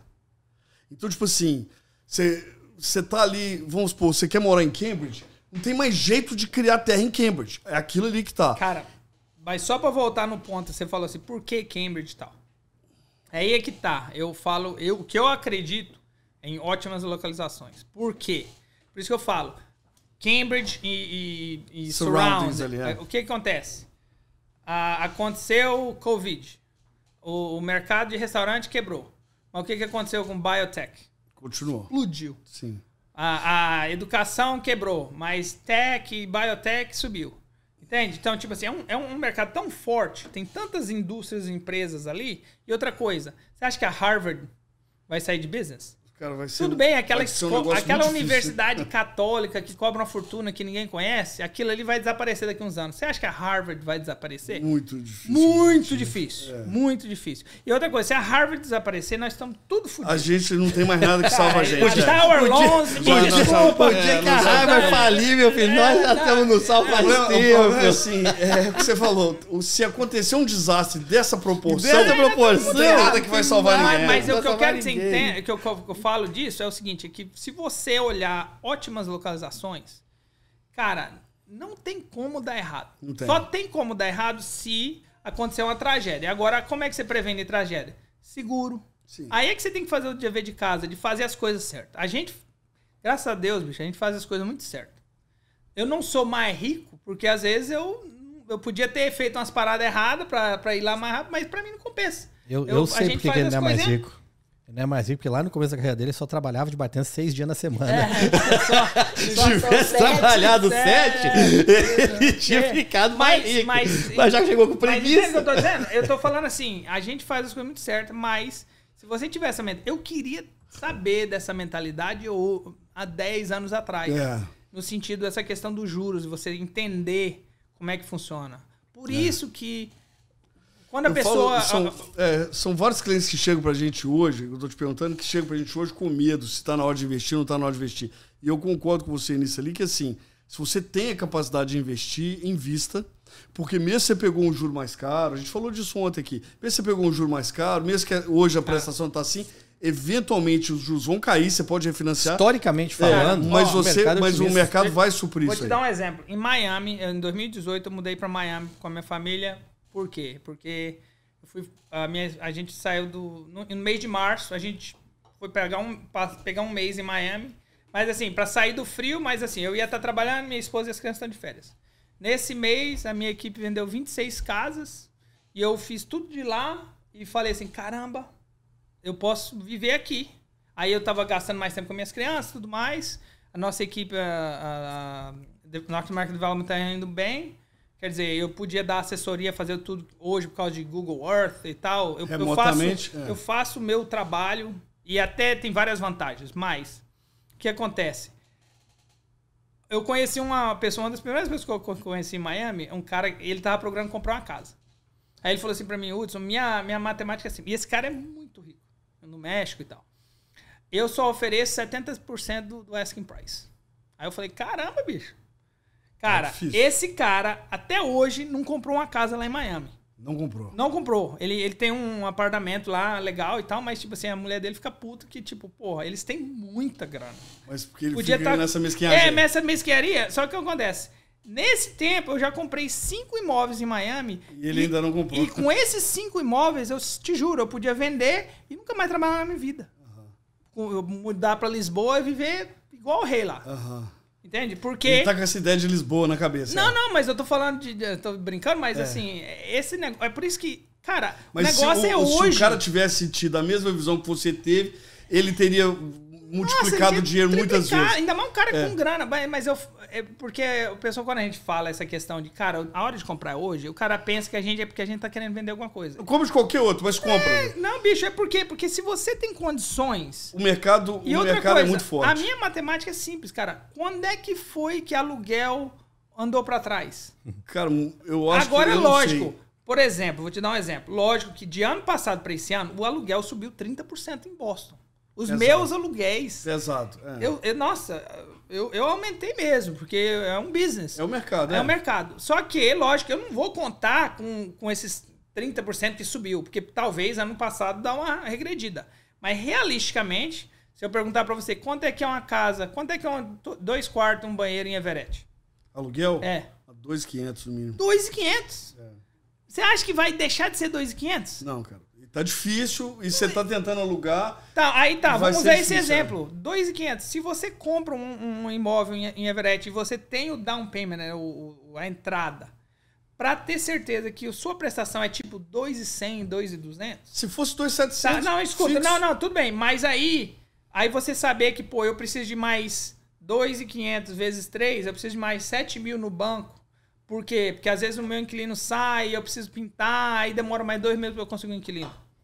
Se eu tenho esse dinheiro, cara, você pode comprar a qualquer tempo. Porque é aquela coisa que eu já expliquei.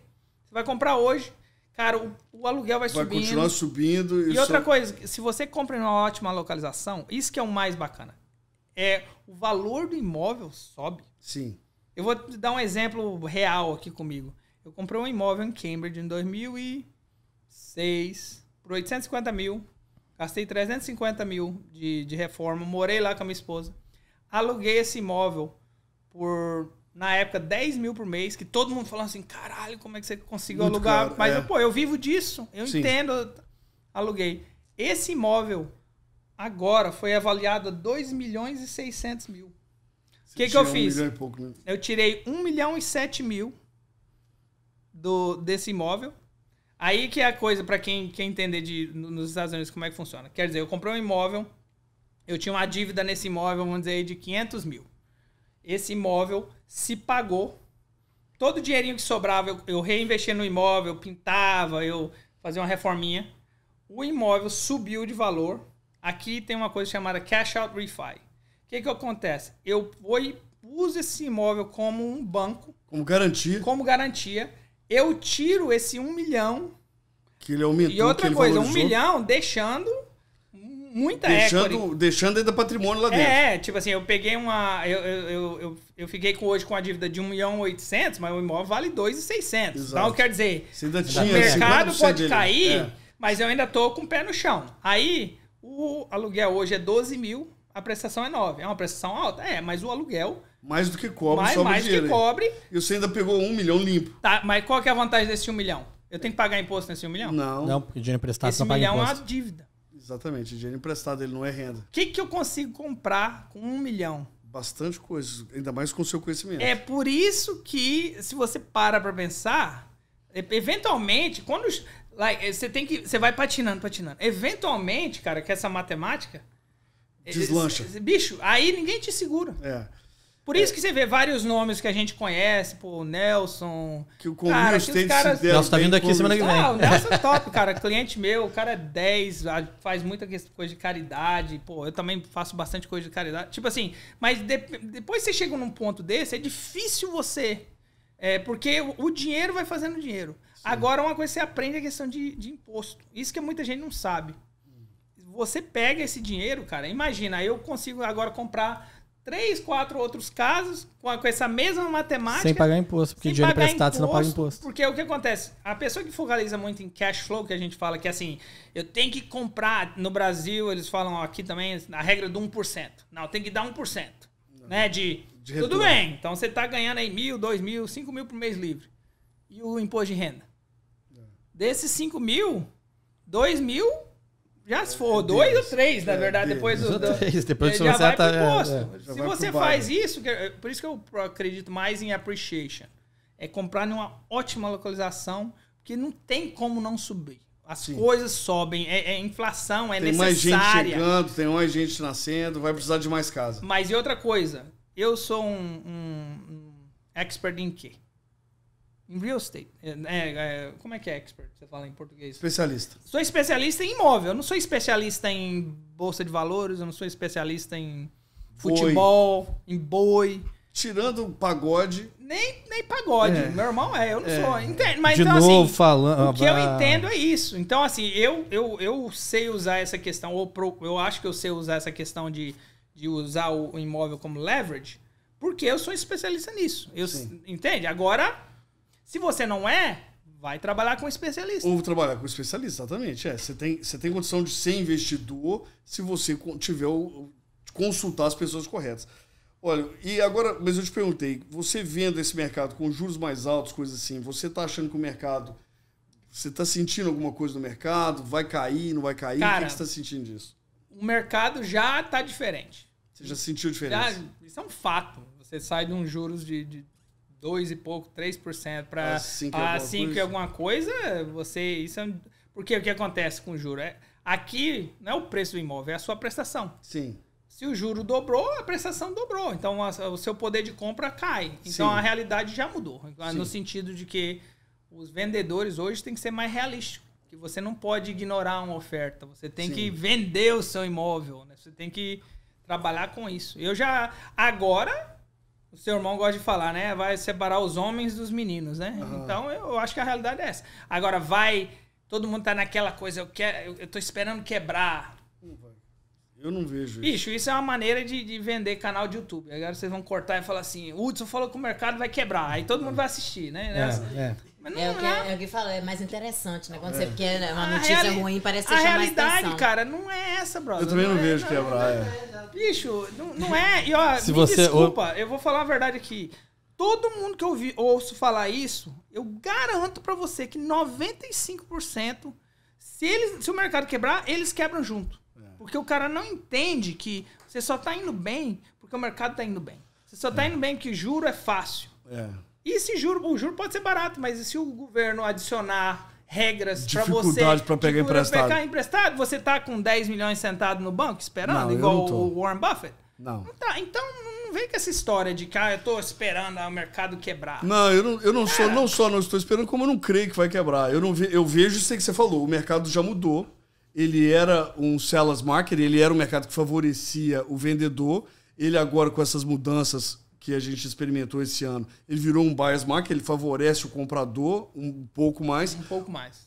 Um pouco mais. O comprador ainda tem que estar fazendo o dever de casa, ainda precisa de um bom corretor, precisa estar investigando, precisa estar fazendo conta. Mas, como você falou, quem está vendendo não pode simplesmente ignorar ou esnobar uma oferta, tem que estar considerando todas as ofertas, porque mudou um pouco o mercado. Mas a gente fala isso.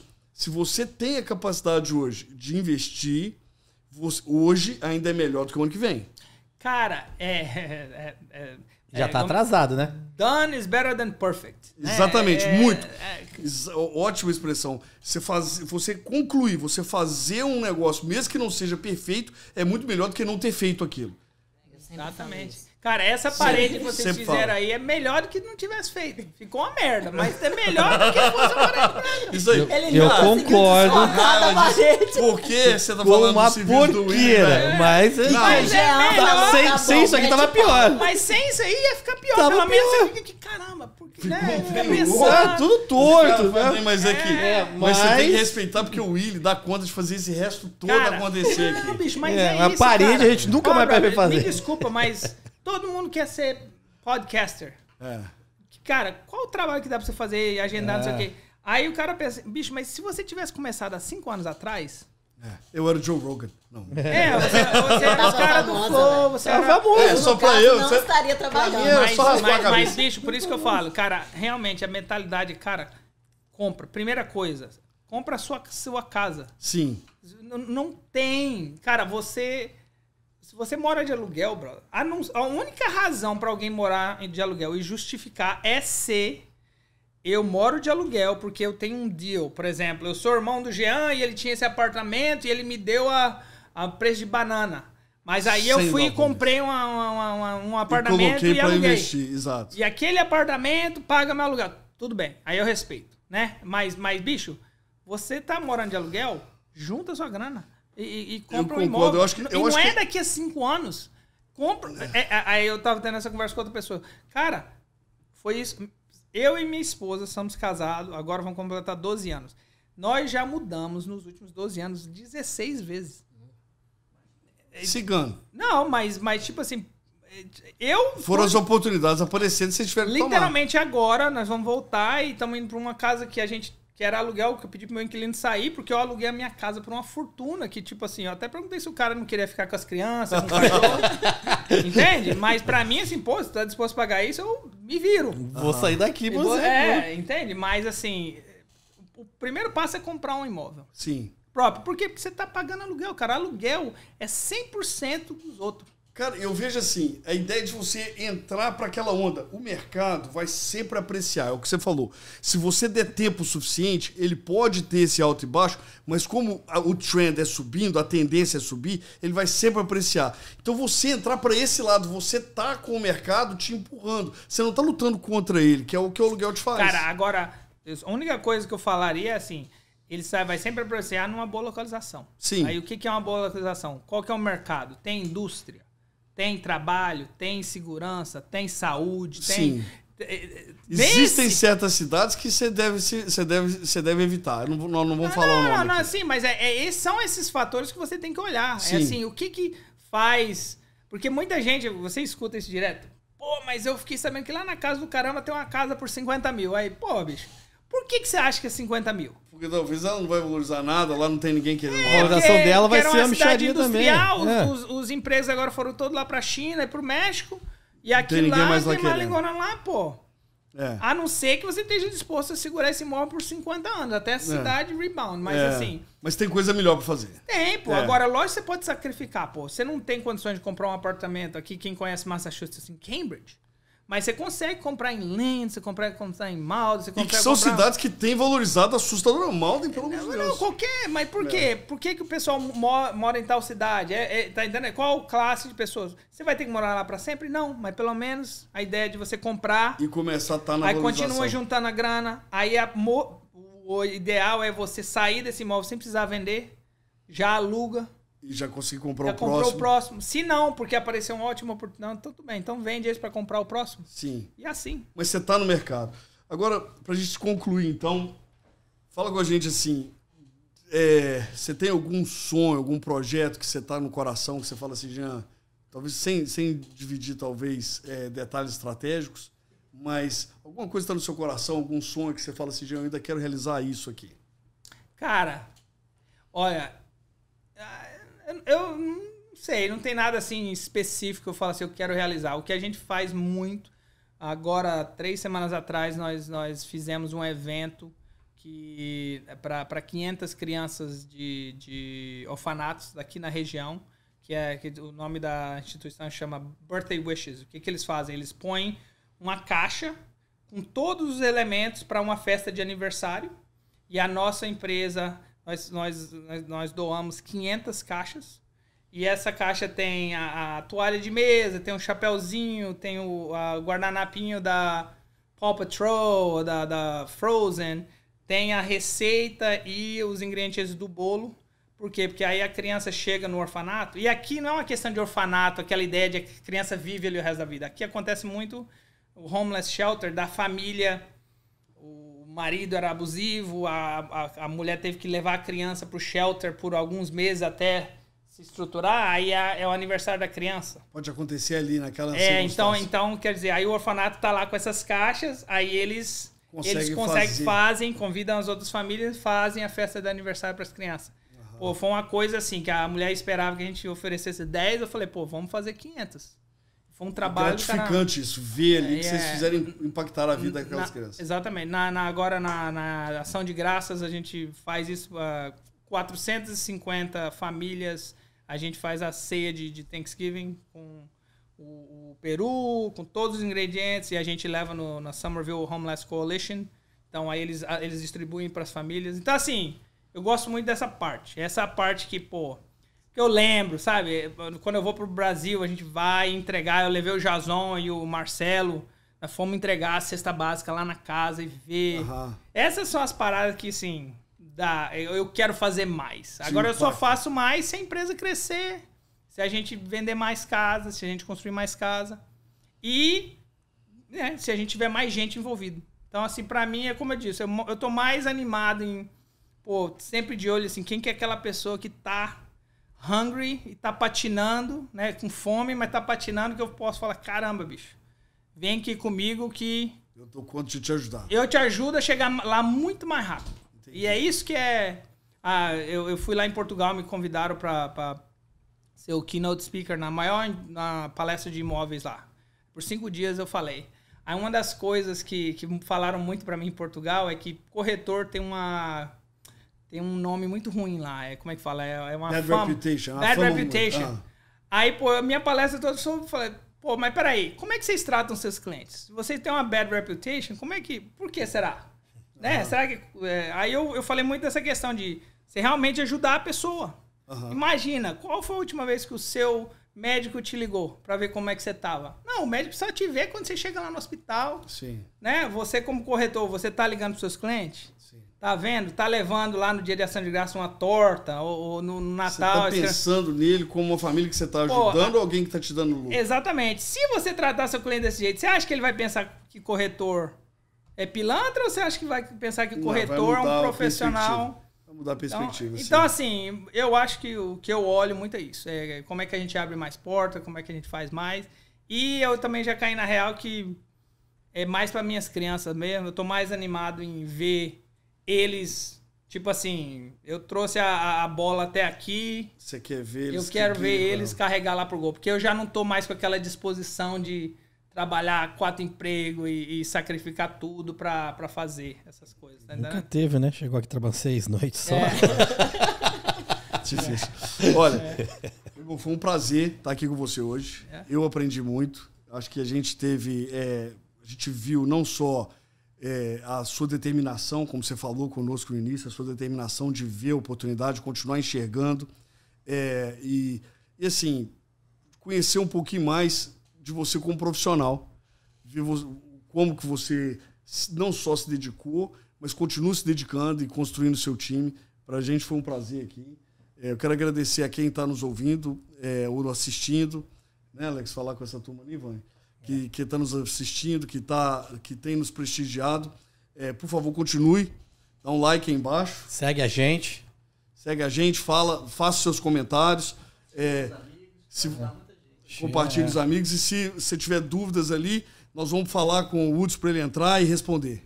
Mas eu não posso sair disso aqui sem falar que se algum de vocês estiver procurando comprar ou vender um imóvel, ou em Boston, ou em Massachusetts em geral... Na região de South Florida ou em Portugal, por favor, entre em contato. Dá preferência, liga pro Hudson. Tá bom?